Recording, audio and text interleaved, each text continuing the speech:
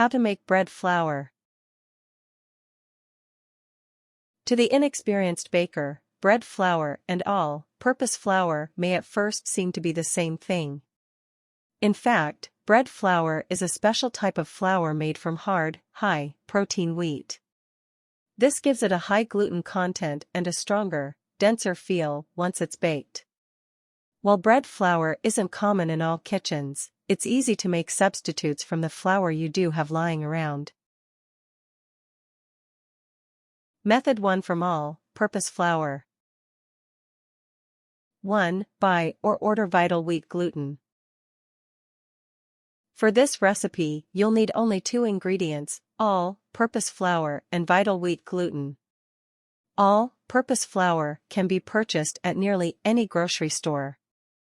However, you may need to make a trip to a health food store or a baking supply store to find Vital Wheat Gluten. Alternatively, if you can stand to wait, Vital Wheat Gluten is easily available for order online. Either way, it is not especially expensive. A small bag should cost less than $10.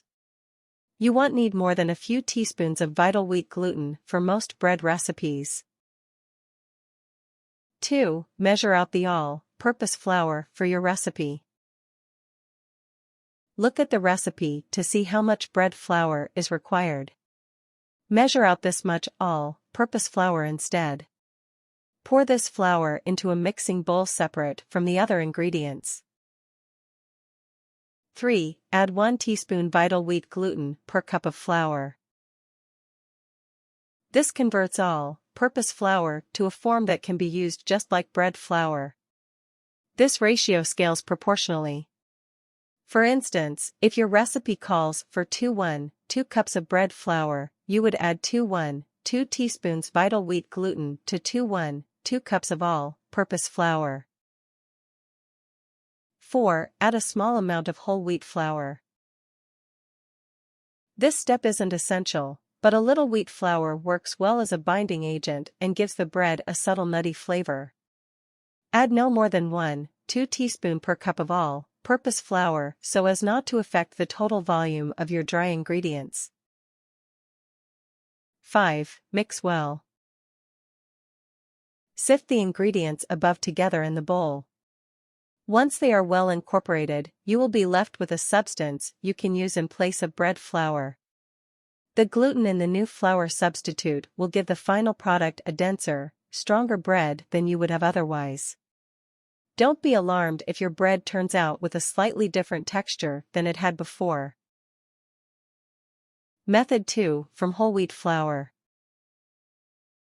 1. Measure out whole wheat flour for your recipe. The basic process for converting whole wheat flour to bread flour is basically the same as above. However, a few qualities of whole wheat flour make some minor differences necessary. To start, add the wheat flour to a mixing bowl. Again, this is a 1-to-1 substitution for the bread flour in your recipe.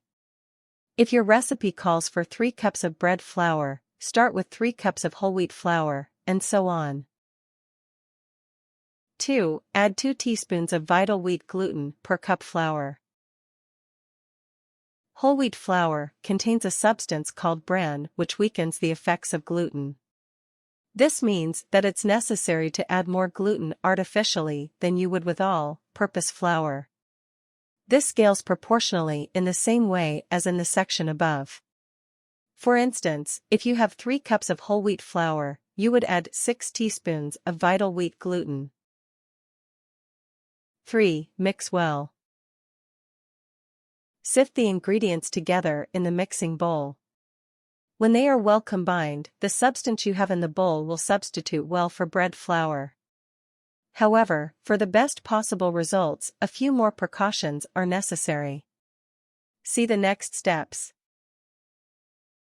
4. Add extra water to the wet ingredients. The bran and protein content of whole wheat flour tend to make it slightly more absorbent than normal flour.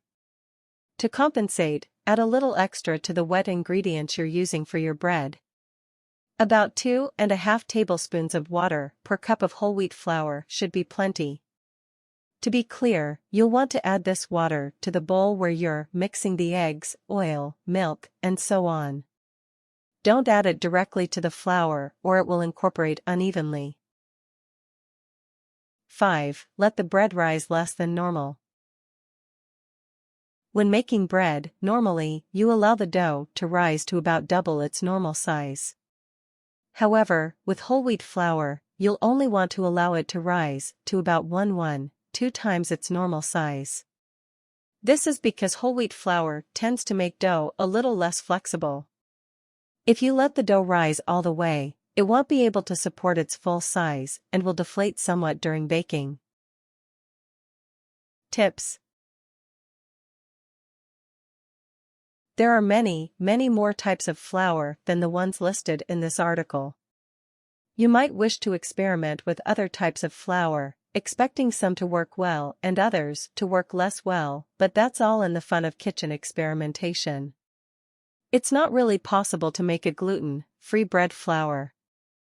A high gluten content is what gives bread flour its signature strength in the first place.